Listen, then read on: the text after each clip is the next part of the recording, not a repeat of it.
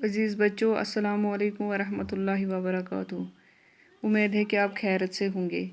پیارے بچوں، سورہ اخلاص کی ہمیں تیسری آیت آج پڑھنی ہے، مگر پہلے میں کل کا ہی ریپیٹ کروں گی۔ قل بسم اللہ الرحمن الرحیم، قل هو اللہ احد اللہ الصمد لم یلد ولم یولد ولم یکن لہ کفوا احد۔ بسم اللہ الرحمن الرحیم۔ تیسری آیت ہے لم یلد، لم یلد دال پہ قلقلہ ہو جائے گا، ولم یولد دال پہ قلقلہ ہو جائے گا۔ لم یلد نہ اس نے جنا، ولم یولد اور نہ وہ جنا گیا، اس کی اولاد نہیں اور نہ وہ کسی کی اولاد ہے۔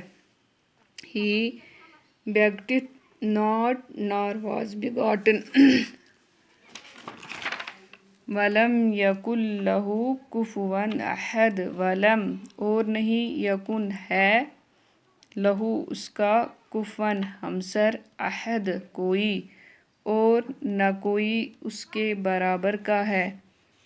And there is none comparable unto him۔ وَلَمْ يَكُنْ لَهُ كُفُوًا أَحَدٌ دال پہ قلقلہ ہو جائے گا۔ یہاں پہ اظہار حل کی یعنی تنوین کو ظاہر کرنا ہے۔ دو زبر دو پیش کو تنوین کہتے ہیں، یہاں پہ تنوین کو ظاہر کرنا ہے۔ وَلَمْ يَكُنْ لَهُ كُفُوًا أَحَدٌ اور نہ کوئی اس کے برابر کا ہے۔ عزیز بچوں، اس آیت مبارکہ میں اللہ تعالیٰ فرماتے ہیں لم یلد ولم یولد، اس کے اولاد نہیں، نہ وہ کسی کی اولاد ہے۔ اس میں ان مشرکین اور یہود و نصاریٰ کا رد ہوا جو فرشتوں کو خدا کی بیٹیاں کہتے، معاذ اللہ، اور یہود کا جو حضرت عزیر کو خدا کا بیٹا، اور نصاریٰ جو حضرت مسیح ابن اللہ کہتے ہیں۔ نیز جو لوگ حضرت مسیح کو یا کسی بشر کو خدا مانتے ہیں، ان کی تردید کر دی گئی ہے، یعنی خدا کی شان یہ ہے کہ نہ اس کو کسی نے جنا ہو اور نہ اس نے کسی کو جنا ہے۔ وَلَمْ يَكُنْ لَهُ كُفُوًا أَحَدٌ اور نہ کوئی اس کے برابر کا ہے، یعنی اس کا کوئی مثل نہیں، نہ ذات میں، نہ وجود میں، نہ صفات میں، نہ اس کے علم و قدرت میں۔ جو اللہ کی کسی صفت میں کسی مخلوق کا اس کا ہمسر ٹھہراتے ہیں تو وہ مشرک کہلاتے ہیں۔ پیارے بچوں، یہاں پہ اللہ تعالیٰ اس سورہ مبارکہ میں اپنی وحدانیت اور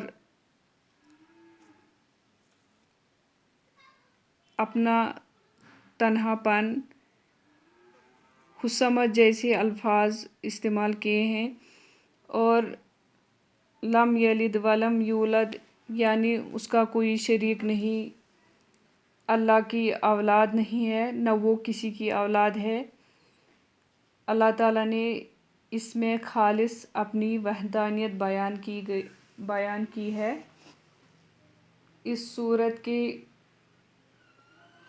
بنیادی عقیدہ یعنی توحید سے بحث کرتی ہے۔ توحید کی 3 قسمیں ہیں: توحید ربوبیت یعنی ہر چیز کا خالق و مالک اور رازق اللہ ہے، اس کا اقرار کافر بھی کرتے ہیں۔ توحید الوہیت یعنی بندہ جو بھی عبادت کرے، خواہ دعا ہو یا قربانی ہو، تو وہ صرف اللہ کے لیے کرے۔ مشرکین غیر اللہ کی عبادت بھی کرتے تھے، اگرچہ اس سے ان کا مقصد اللہ تعالیٰ کا قرب حاصل کرنا تھا، مگر ظاہر ہے یہ شکر ہی تھا۔ توحید ذات اور اسماء و صفات۔ توحید کی یہ تیسری قسم ایسی ہے کہ انسان نے اکثر اس میں ٹھوکر کھائی ہے۔ وہ غیر اللہ کے لیے بھی وہی علم، وہی قدرت، وہی تصرف اور وہی